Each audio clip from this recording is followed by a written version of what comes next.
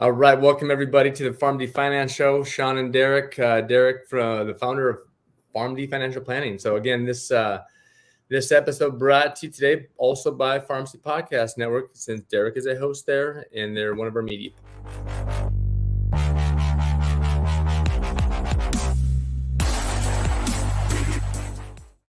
All right, Derek. So the last couple of weeks have been kind of like ominous type of talks. This is a little bit more lighthearted today. Give everybody a break from any impending doom that we're going to be seeing in the future for finances. Amazon spending. Do we spend more? Do we spend less? I'm fascinated to dive right in, Derek. So kick us off.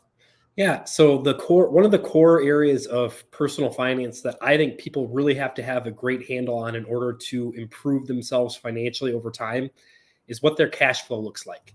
And I have had many conversations with people all in different age ranges. And one of the topics that creates the most consternation for a lot of people is when they think one or the other spouse spends too much money. And we dig into that topic a little bit, and almost always the topic of Amazon and Amazon purchases come up. In my family, my household is no different, where we buy a lot of stuff from Amazon and it's hard to keep track of everything. So I thought to myself one day, I go, what would our spending look like if Amazon didn't exist? Would we spend more? Would we spend less? Would it be exactly the same? What would that look like? And people who existed and who bought things and maintained a household when Amazon wasn't around, you're going to have a better idea. But that was just a discussion or a topic that I thought would be interesting to talk about today. Love it. While you were thinking about this, any data, or is this more just conversation worthy?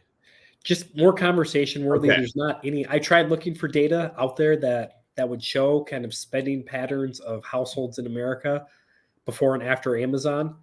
And I found some information, just nothing I trust as a source to use in a conversation today. So we'll just keep this more high level or conversational instead of data driven. Okay, good. I can go that road. I'd rather go that route. Most pharmacists want the data, but I'm more of like, hey, let's just go for it first. Try later. All right. So I guess for me, in our house, Amazon, like you, comes probably once a day. Seems like, I mean, I'm not going to say once every day, but multiple times throughout the week. We try to mix in more plant-based stuff. And if there's I get hemp seeds and chia seeds from Amazon. And, they're on they have the hemp seeds on kind of like one of those refill things where it comes every 2 weeks. And so for me, it's actually easier. It's actually the price is competitive. So I don't feel like I'm spending more money there. The chia seeds are something else. It's just, I order them when they're ready. So again, for me, I'm thinking, okay, but then again, proportionally, I'm spending very little compared to my wife does the majority of our needs through Amazon. So like her Amazon cart is going to be have more usage than mine. But I've never thought about this before, because it's not like, whatever she buys on Amazon, it's stuff that the house needs. It saves trips to the store, Yep. So that's just kind of one of those things where I don't look at it as we're spending more money. I don't know, but I've never dove into it either. And I'm interested to see just hear from people. But my thought process is, I actually think that most people probably would spend less using Amazon than they would if Amazon didn't exist at all. And I think that opinion would be in the minority. And the reason I say that is because, like what you mentioned, Sean, most of the stuff that's purchased are day-to-day items you need to maintain a household. You need paper towels, toiletries, that sort of stuff. And before Amazon existed, many people would have to run to Walmart or the supermarket or someplace like that in order to get it. And they would make those trips either once every other week, once a week, something like that, where Amazon makes it a lot easier to buy it when you need it. And my thought is, when you're buying in bulk because you're having to go and make those trips at odd periods of time through the month or throughout the year, that you're probably going to buy too much or not enough. And it's going to force you to have to compensate in either direction, which is largely going to result in you spending more money. Where Amazon, you know how much you're going to get, you buy it, And when you're ready to have to purchase it again, you're able to do so. So it makes your dollar a lot more efficient than the alternative. So that's my thought process, but I have no idea if it actually has merit or not. My brother-in-law, also a pharmacist, loves to send random gifts from Amazon. So that was obviously not, that's going down the other path of additional spending not required. And it makes them too easy to send you little cats, like little toy cats or something that you don't need. He thinks it's a joke. Funny when you get them, but okay, so I can see that path being okay. You're spending more money that you don't need because it's so easy to do something like that. But yeah, I'm kind of falling in line with you on that, where I think a lot of the items are cheaper or just as cheap. Like, especially if you go to the grocery stores for some of those items that you mentioned, they're going to have a higher margin on those and they're going to be more expensive.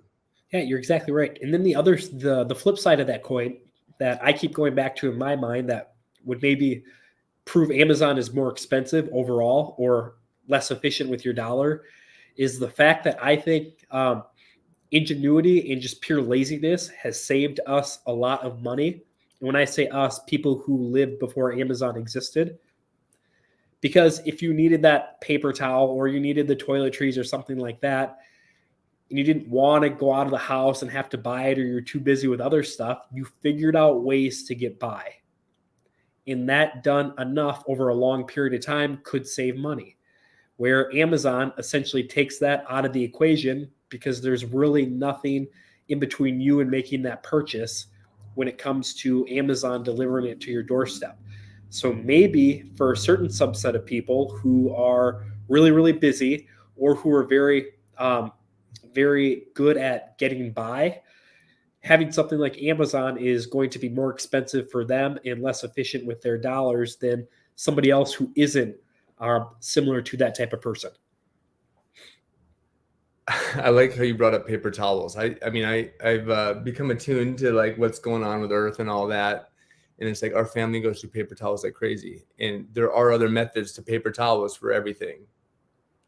Oh, totally. I mean, you could I have love you could have rags and you just run just run them through the washing machine or wash them by hand or something like that. So again, but you get busy and your kids have stuff going on or you have an illness in the family and it just becomes a lot easier to just buy it off of Amazon regardless of what it is than to have to put in the work to make that other stuff work out for you as an alternative.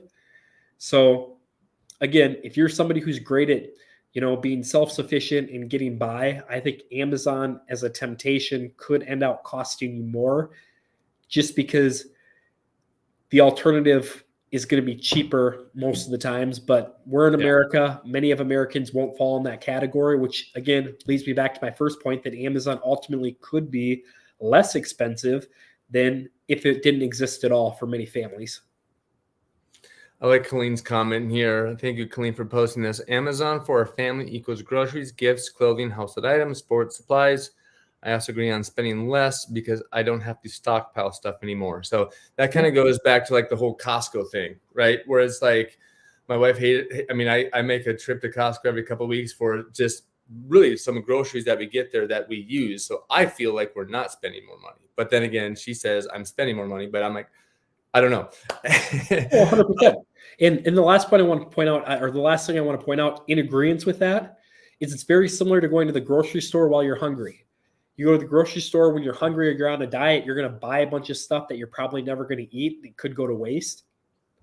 Where Amazon, you can buy what you need, and because delivery time is so short, the chances of you doing that in buying things you don't need or having things go to waste are a lot smaller, which again is greater efficiency of your dollar using Amazon compared to if it wasn't there at all.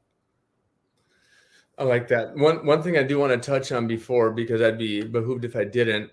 So back in 2015, 2016, when the news first broke that Amazon is getting into pharmacy, right? I was at a district meeting.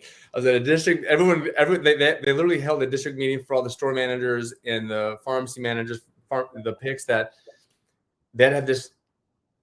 They had to talk to us about Amazon coming to the market. Everyone was scared, right? But I mean, it's obviously now we're in 2023, and the disruption that everyone thought Amazon was going to have didn't happen, right? But also knowing Amazon, Yep. it's like Amazon is there for the long game. So it's interesting, and I'm curious to see what the next 10 years will bring to their pharmacy models. Anyways, that's a whole nother topic, but we couldn't not talk about that when we're talking about Amazon, since we are a pharmacy network here. So anyway, sorry, that was just more of a random thought that I had to ponder while you were talking. It's all right. All right. That's a great point. All right, Derek, any final words for us, bud? No, I think that covers that for today. I appreciate you having me on, Sean. Thank you. Yep. Thanks, Derek. We'll see you next week. We'll figure out what our topic is next week, and we'll get back to you guys. Take care. See ya.